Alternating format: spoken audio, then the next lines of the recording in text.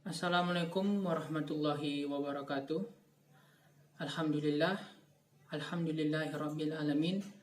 Wassalatu wassalamu ala asrafil anbiya'i wal mursalin wa ala alihi wa ashabihi Rasulullahi ajma'in. Amma ba'du. Para hadirin yang dirahmati oleh Allah Subhanahu wa taala. Puji syukur kita panjatkan yang telah memberikan kita kesehatan dan kesempatan sehingga pada kali ini kita semua dapat berkumpul di tempat sederhana ini dalam keadaan yang sehat. Alhamdulillah. Salawat teriring salam semoga tetap tercurahkan kepada junjungan kita Nabi Muhammad SAW dengan bersama-sama kita lafalkan Allahumma salli ala sayyidina Muhammad wa ala alihi sayyidina Muhammad. Hadirin rahimakumullah, pada kesempatan ini saya Rahmat Azhari dengan NIM 0101182105 dari kelas KPIC semester 7 pada mata kuliah Praktikum Retorika Dakwah dan membawakan ceramah saya yang berjudul Isra Mi'raj.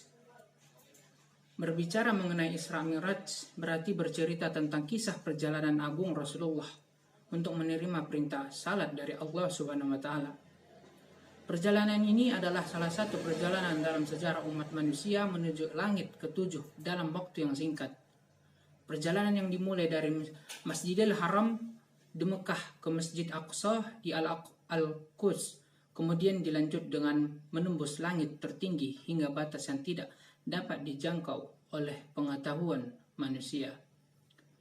Hadirin yang dirahmati oleh Allah Subhanahu wa taala, sejarah Isra Mi'raj ini merupakan salah satu mukjizat yang diterima oleh Nabi Muhammad SAW, perjalanan yang mendapat perintah dari Allah Subhanahu wa taala dalam melaksanakan ibadah wajib, yaitu salat 5 waktu.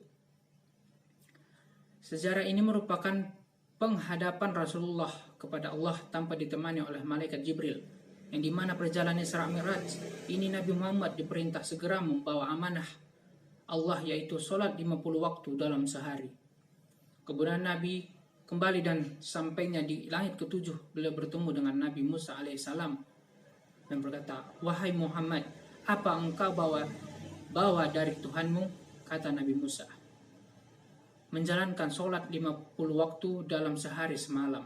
Jawab Nabi Muhammad SAW, "Kembalilah engkau pada Tuhanmu dan mintalah keringanan." Kata Nabi Musa kepada Nabi Muhammad, "Kembali ke hadirat Allah meminta keringanan."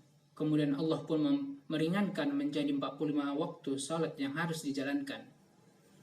Pulanglah Nabi dan bertemu lagi dengan Nabi Musa. "Apa yang dikatakan Tuhanmu?" tanya Nabi Musa.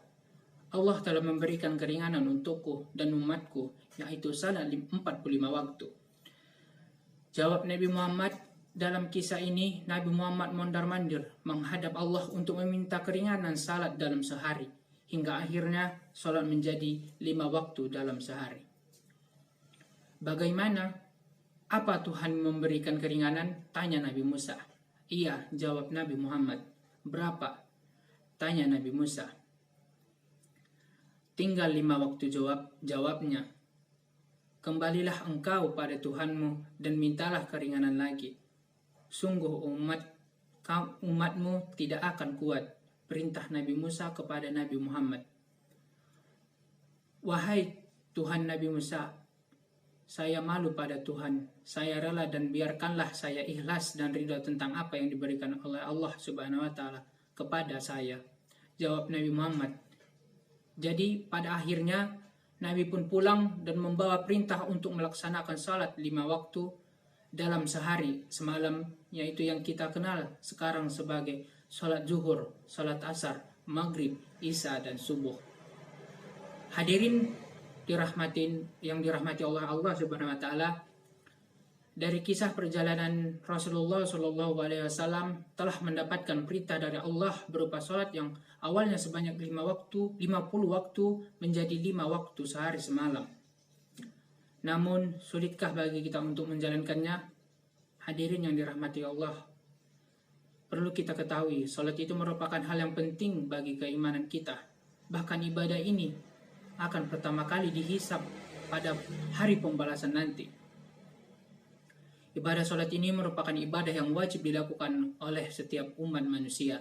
Ibadah yang merupakan hal istimewa dalam segala aspek.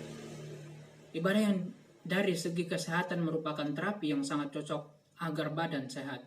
Dari segi spiritual menjadi jiwa kita tenang dan merasa dalam lindungan penjagaan oleh Allah Subhanahu wa taala. Ibadah sholat ini adalah salah satu syarat rukun Islam setelah syahadat, didirikan dari 5 tiang. Barang siapa yang mendirikan sholat, maka akan mendirikan agama Islam. Namun barang siapa yang meninggalkan sholat, maka dia telah meruntuhkan Islam. Lantas, masih maukah kita meninggalkan sholat tanpa uzur? Na'udzubillah min zalik. Semoga Allah senantiasa memberikan rahmat dan hidayahnya agar kita dapat menjalankan perintah Allah Subhanahu wa taala. Mungkin cukup sekian ceramah yang dapat saya sampaikan. Kurang janggalnya saya mohon maaf. Kepada Allah saya mohon ampun. Wabillahi taufiq wal hidayah. Wassalamualaikum warahmatullahi wabarakatuh.